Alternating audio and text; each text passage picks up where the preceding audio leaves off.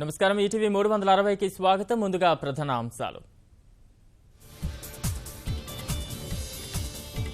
పంచాక్షరి నాదంతో ప్రతిధ్వనిస్తున్న శైవ క్షేత్రాలు.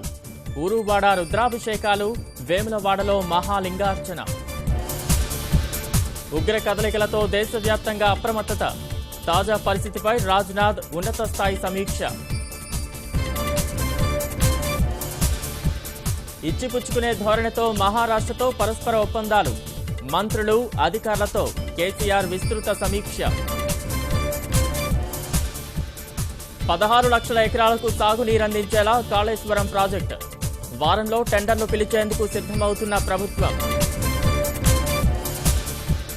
మూసీ నది ప్రక్షాళనకు నడుం బిగించిన సర్కార్. 3,000 కోట్ల నాబార్డు నిధులు తెచ్చి శుద్ధి చేస్తామన్న కేటీఆర్. మేక్ ఇన్ ఇండియాకు ఎయిర్ బస్ సంస్థ ఊతం. ప్రతి వాణిజ్య విమానం పాక్షికంగా భారత్లోనే తయారీ.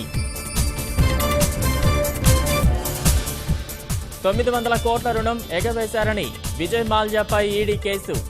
రుణ వసూళ్ల మండలి నుంచి ఎదురుదెబ్బ. దక్షిణ కొరియా, అమెరికాపై ఉత్తర కొరియా కన్నెర్ర. పూర్తిస్థాయి యుద్ధానికి సిద్ధమన్న కిమ్ జాంగ్ ఉన్.